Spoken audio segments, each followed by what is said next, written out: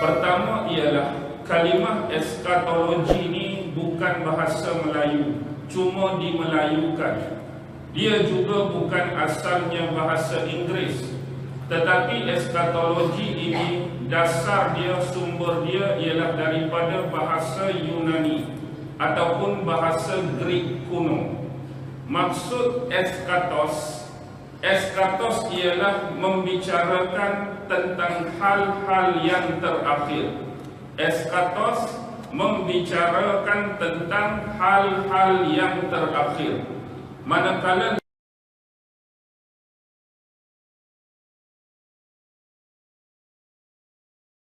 menjadi eskatologi atau satu doktrin yang membicarakan tentang hal-hal ataupun benda-benda yang terakhir.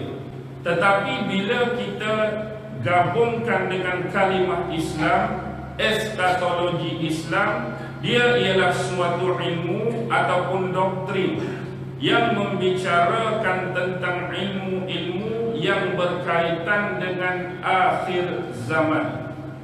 Sebenarnya perkara ini sudah didedahkan, sudah dibentangkan oleh ulama-ulama silam seperti Imam Al-Ghazali, Imam Ibnu Hammad, Imam Ibnu Khuzaimah, bahkan Imam Bukhari sendiri, di samping Imam Ibnu Katsir dan imam-imam yang besar lain.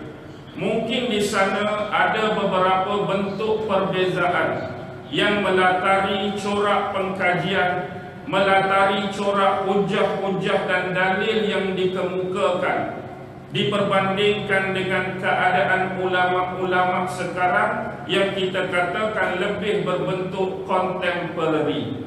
Memang ulama-ulama silam dari satu sudut sejujurnya kita tidak pernah menafikan kehebatan ilmu mereka.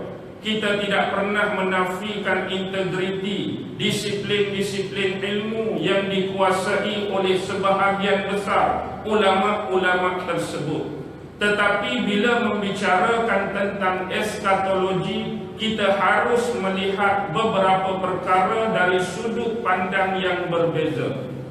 Satu perkara yang paling awal yang membezakan bentuk pengkajian ulama-ulama silam dengan ulama-ulama yang kita katakan zaman sekarang ataupun kontemporer ini ialah dari sudut masa dan waktu. Bila masa dan waktu kita kaitkan, mungkin terjemahan daripada ayat-ayat Al-Quran, mungkin terjemahan daripada hadis-hadis Nabi. Apa yang ingin saya maksudkan di sini, maksud terjemahan tersebut bukanlah terjemahan berbentuk harfiah, bukan terjemahan ayat Al-Quran, bukan terjemahan hadis-hadis Nabi, tetapi cara dan bentuk penterjemahan untuk menggabungkan dengan peristiwa-peristiwa, dengan event-event semasa.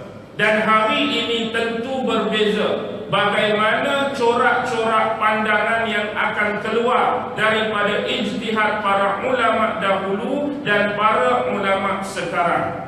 Dari konteks masa juga tentu yang paling besar membezakan keadaan sosial manusia zaman dahulu dengan manusia zaman sekarang. Dosa-dosa yang pernah berlaku pada zaman dahulu dengan dosa-dosa yang semakin membuat dan membesar pada zaman sekarang. Maksud terjemahan daripada Quran dan hadis tadi, event-event itu semakin jelas, peristiwa-peristiwa itu semakin nyata. Pada pandangan ulama-ulama kontemporer dan ulama-ulama terkini dan yang berada pada masa dan zaman kita sekarang, untuk dikaitkan dengan peristiwa-peristiwa akhir zaman. Maksud terjemahan hadis-hadis fitan ataupun hadis-hadis akhir zaman juga lebih membuka mata kita secara jelas akan kebenaran sabdaan-sabdaan yang pernah kita nukilkan daripada hadis-hadis dan juga sunnah-sunnah Rasulullah sallallahu alaihi wasallam. Apapun satu perbezaan yang ketara yang perlu kita fahami ialah Biar kita pandai menilai, biar kita pandai membezakan apa yang dikatakan eskatologi Islam dan apa yang dikatakan sebagai teori konspirasi. Kedua-dua memang ada manhaj dan metod masing-masing dalam menghuraikan ilmu disiplin mereka. Teori konspirasi berbeza dengan pengkajian eskatologi Islam. Kebiasaannya secara menyeluruh, teori konspirasi ini mereka tidak memadankan peristiwa dan event yang berlaku dengan kekuatan hujah daripada kitab-kitab. Contoh, ada di antara pengkaji-pengkaji yang mereka mengkaji peristiwa-peristiwa, event-event, fitnah-fitnah yang berlaku di akhir zaman atas nama disiplin ilmu semata-mata. Mereka pergi khusus, mereka pergi tuju pada subjek yang mereka nak kaji, tanpa mereka meletakkan dasar-dasar kajian dengan kukuhan daripada ayat Al-Quran dan daripada hadis Nabi. Yang ini biasanya lebih terselah untuk kita katakan sebagai teori konspirasi.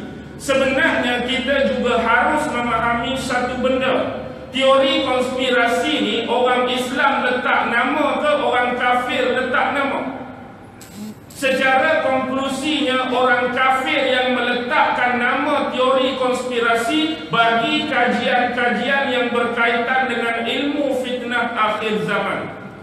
Secara tuntasnya, lebih mudah untuk kita faham. Bila kita berbicara tentang kebenaran dan kejujuran, dia adalah hak mutlak milik sesiapa. Jujur dan benar tak pernah mengenal manusia. Jujur dan benar tak pernah mengenal bangsa. Jujur dan benar tak pernah mengenal warna kulit. Walaupun kejujuran dan kebenaran memang sesuatu perkara yang amat penting dalam agama kita, tetapi secara jelas, jujur dan benar juga diangkat sebagai suatu tema yang paling penting dalam mana-mana agama, dalam mana-mana bangsa, dalam mana-mana budaya. Walaupun mereka bukanlah orang Islam, mungkin mereka non-Islam, mungkin mereka berbangsa lain, mungkin mereka beragama lain, tetapi subjektifnya kebenaran dan kejujuran tetap hidup di hati setiap manusia. Jadi atas mata-mata manusia yang jujur inilah mereka melihat keadaan dunia sekarang yang seolah-olah realiti yang dipaparkan dan digambarkan kepada kita tidak sama dari sisi sudut pandang yang mereka punyai. Lalu mereka membuat kajian apakah sebenarnya yang berlaku di sebalik tabir dan peristiwa-peristiwa tertentu, dan mereka menemui beberapa perkara yang tak betul. Mereka menemui beberapa perkara yang tak benar. Mereka menemui beberapa perkara yang sepatutnya cuba dikongsi dengan manusia-manusia lain.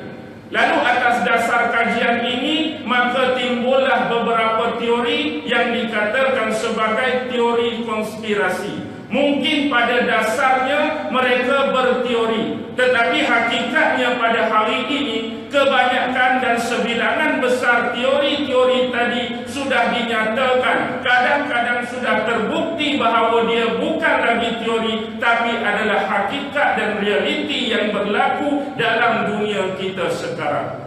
Jadi bagi mereka yang cuba menyembunyikan, melindungi hakikat sebenar, lantas takut rahsia-rahsia mereka ni terbuka, rahsia-rahsia mereka ni diketahui oleh orang lain, mereka menuduh ilmu ini sebagai teori konspirasi. Biar orang menganggap dia semata-mata sekadar teori saja. Benda yang boleh nak pegang, benda yang tak boleh pegang. Benda yang boleh percaya, benda yang kita boleh tak percaya. Benda yang orang boleh terima dan mungkin kadang-kadang orang tak boleh terima. Biar dia duduk tengah-tengah, biar dia duduk pada syubhah dan wasangka semata-mata. Bukan semestinya betul, benar. Kadang-kadang teori ada yang tersasar, kadang-kadang teori ada yang tak kena, kadang-kadang teori ada yang tak betul. Yang ini tak ada masalah untuk kita tolak. Tetapi kadang-kadang teori yang diberikan jelas menampakkan kebenaran sesuatu perkara yang dipaparkan oleh pengkaji. Kenapa hal ini mesti kita tolak?